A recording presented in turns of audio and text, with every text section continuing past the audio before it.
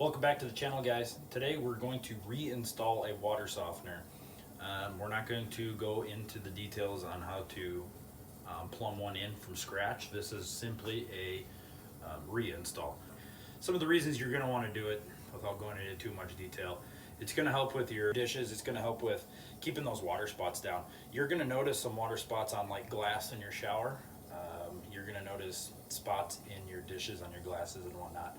If you have a proper working water softener, that's going to reduce that a lot. Another reason you want to do it is for your fixtures. All the minerals and stuff that are going in there, it's just going to build up. It's a lot easier to maintain a water softener than it is to maintain all of the fixtures inside your house. But yeah, let's get on to it.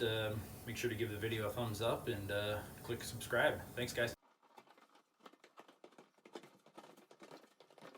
When it comes to selecting a water softener, simply look for how many bathrooms you have.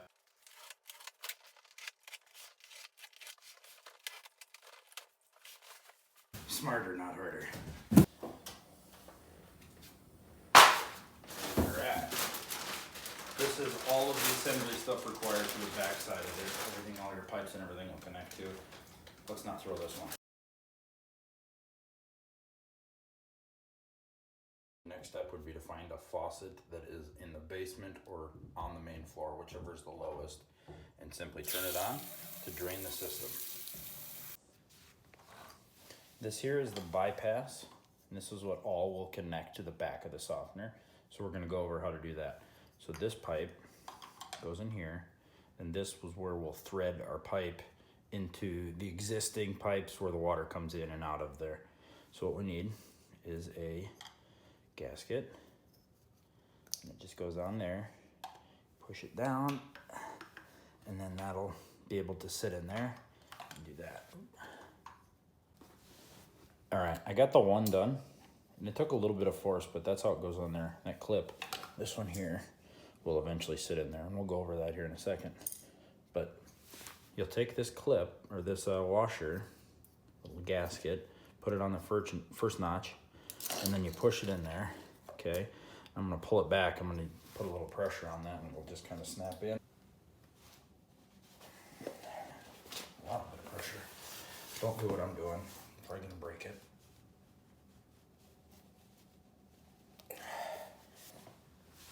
So if we look inside here, you can see that the rubber gasket is now buried within there.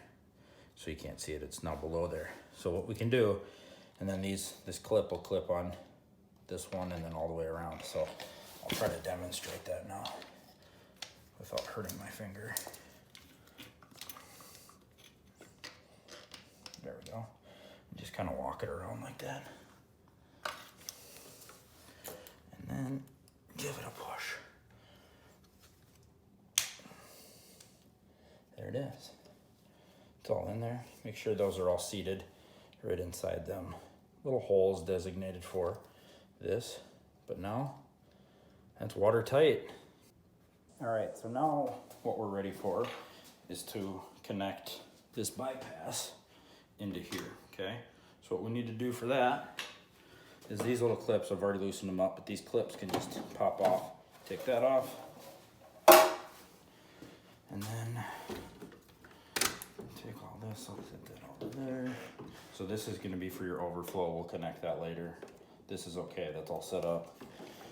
What we're gonna do is we're gonna take these out, and as you can see, this spins in here. This is that big canister.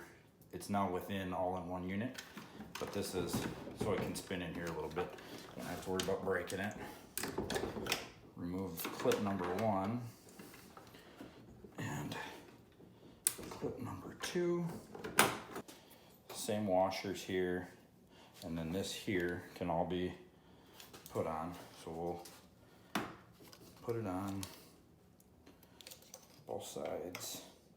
This one shouldn't take as much pushing pressure to get that hooked up, and then it simply just goes in there, and then you'll need to push it in there, and then these clips will go right back where we found them. What we have here now is what will end up connecting to there, and then you have a compression fitting here that will just connect to the 3/4 inch copper pipe we have. You simply just clean the end of that copper pipe and you slide this right up in there and it's good. So you don't need to do any soldering, makes it pretty easy. On the bottom side of these now, there is a rubber gasket there as well. So you just turn these and you get them tight. You don't need them super tight because that could lead to cracking or anything. You don't need tape on there. It's good to go, just like that. So this here is the unit that I'm going to be replacing. This one may look different than what you have that you want to replace, but they're pretty much all the same. You're going to have your cartridge. This is all your 3/4 inch pipes that'll connect. That's where we're going to be cutting and reattaching. Some of them will have a big hopper like this, whereas the new one we have is all built into one. One of the things I should add, guys, in this case, let me kind of have a mess here, but one of the things we have to do is we got to make sure that where we put it makes sense based on, this is my filter, for example, for my furnace. So let's see if I can't get this done with one hand. Carefully here.